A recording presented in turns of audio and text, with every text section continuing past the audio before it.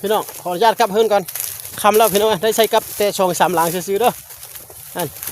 ประมาณ4-5 หลังนี่แหละบ้องหัน4-5 หลังใช้อยู่บนเก่านี่แหละกลับเฮือนก่อนโทรกันมื้อตอนเช้าสลับแรงนี่ก็บ๊ายบายพี่น้องเอ้ยโอ้มื้อนี้เนี่ยนี่ไปใช้อยู่พูนไก่เติบ2 หลังพี่น้องเอ้ยแล้วมื้อจะคอยบ่ลุ้นน้ำกันเนาะพี่น้องเนาะประมาณนี้แหละ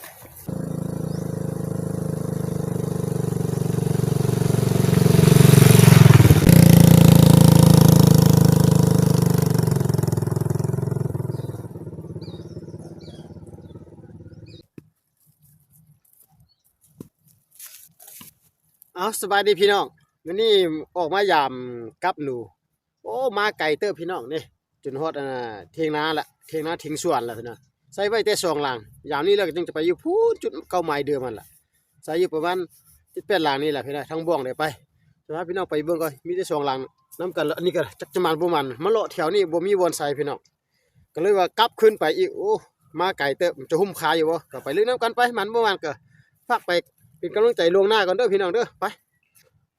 ตัวนี้เป็นบรรยากาศเนาะเป็นบรรยากาศที่ว่าบ่อนเมื่อวานเว้าจันมาเลาะเนี่ยอยู่ก็มีหนองน้ำอยู่แต่ว่าก็มีคนนายพรานเขามาอ้อยหนูหมดละนี่ใส่อยู่บนเรียบๆนี่นี่บรรยากาศตอนเช้าเนาะแดดก็โอ้มื้อนี้ก็หนาวแห้งได้พี่น้อง11 องศาได้พี่น้องหนาวแห้งอยู่ไปพี่น้องไปเบิ่งน้ำกัน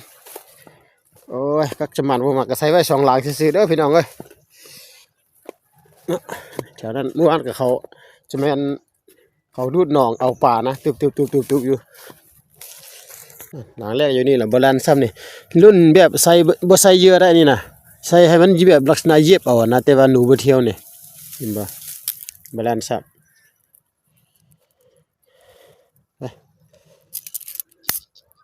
เราจะก็คิดว่ามาใส่อยู่นี่2 หลังหั่นน่ะคิดว่าน่าจะได้ใส่หลายหลังบ่แล้วก็เราจะเลยว่าใส่น่ะบ่ซั่นก็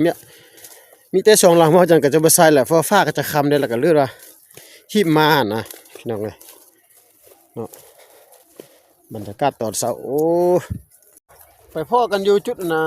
เก่าใหม่เดิมพูนเลยไปแดดก็ออกขึ้นสูงแล้วพี่น้องก็สมานบ่มันก็ไปเบิ่งน้ำกันเก็บละ2 ล้านนี่ก็บ่ลันดอกพี่น้องอยู่คือเก่ามันแสดงว่าบ่มีหนูนะพี่น้องนายพรานเขาก็มาเลาะยิงก่อนล่ะมีหอยอ้อยบักหลายเอ้าทักพี่น้องจะพาพี่น้องไปเบิ่งจุดนี้จุดเก่าใหม่เดิมนี่ล่ะอ้ายเพิ่นก็เอิ้นใส่มันบ่ซั่นล่ะ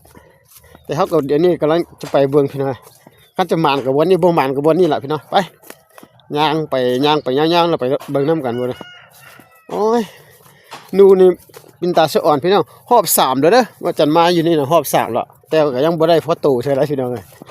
แต่มื้อนี้หั่นน่ะสิใส่ปะแล้วก็มื้ออื่นจึงจะมาเก็บเอาอีกพี่น้องรุ่นจะบ่ใส่เหยื่อแบบว่าใส่ตามทางให้เที่ยวให้มันเหยียบเอานะแต่ว่าเมื่อวานใส่เนี่ยตัวเหยียบตัวใส่เหยื่อก็มีตัวบ่ใส่เหยื่อก็มีใส่ให้มันเหยียบเอาก็มีพี่น้องได้แต่มื้อนี้จะหมานบ่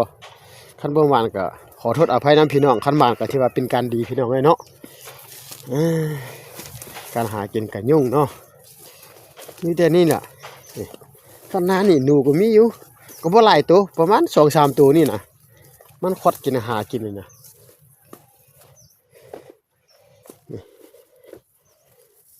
ค่อยก็ใส่แต่ตามแถวนี่ซื่อๆเลย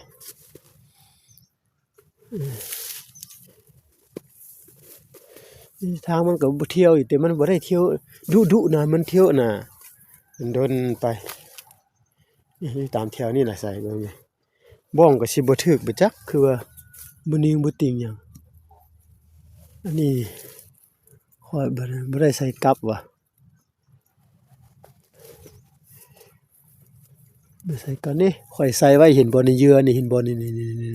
กองจู้ผู้อยู่นี่บ่เข้านี่เห็นบ่พี่น้องนี่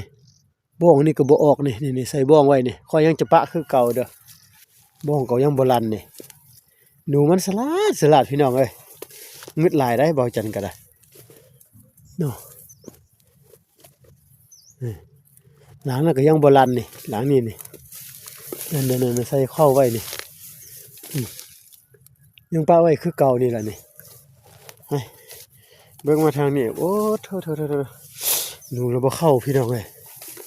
มีอยู่แล้วมันยางเลาะไปเลาะมานี่แหละ บ่ถึกบ้องดอกคันถึกบ้องน่ะมีเสียงอยู่นี่อันนี้ก็บ่ลั่นนี่นี่บ้องใส่ไว้นี่บ้องกับนี่ใส่ไว้นี่เห็นบ่นี่บ่ลั่นนี่เหยื่อนั่นบ้องดีดนั่นบ้องดีดนั่นบ่เข้าจักหลังพี่น้องนั่นเห็นบ่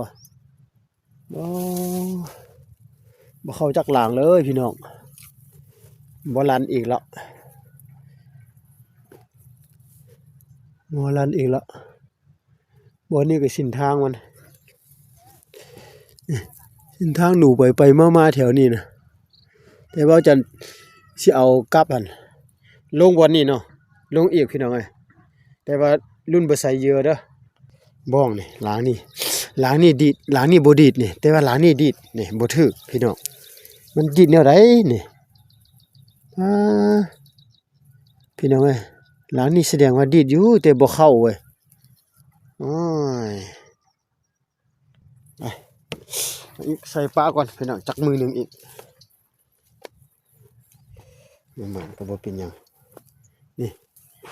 นี่ก็เสียกับเสียกับเบาจันก็ยอมรับแล้วได้เสียก็บ่สร้างว่าแล้วได้พี่น้องเอ้ยเนาะ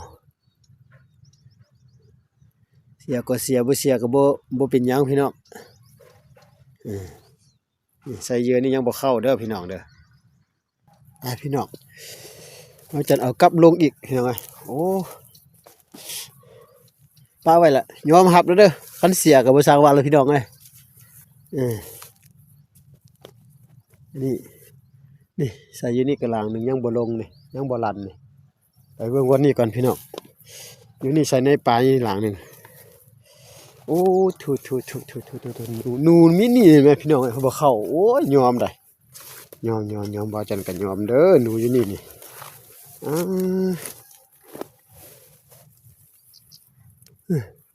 อันนี้ก็บ่ลั่นได้นี่ยังอยู่คือเก่าปะนี่ก่อนว้าว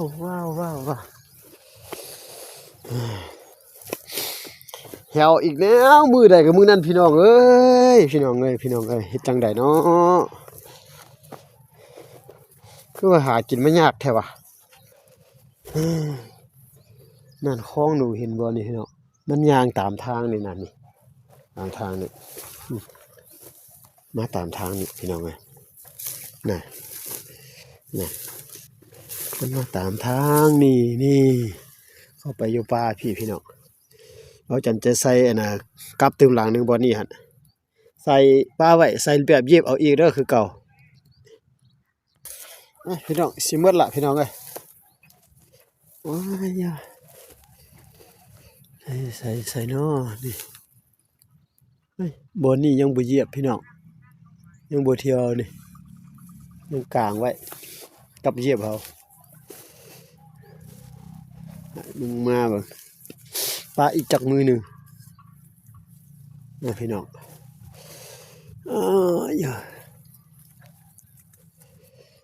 อีกจักมือหนึ่ง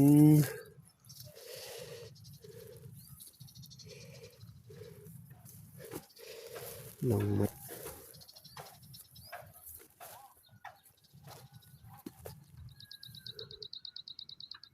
บอลันแสดงว่ามันยังบ่ลงเนี่ยพี่น้องเห็นบ่โอ้ย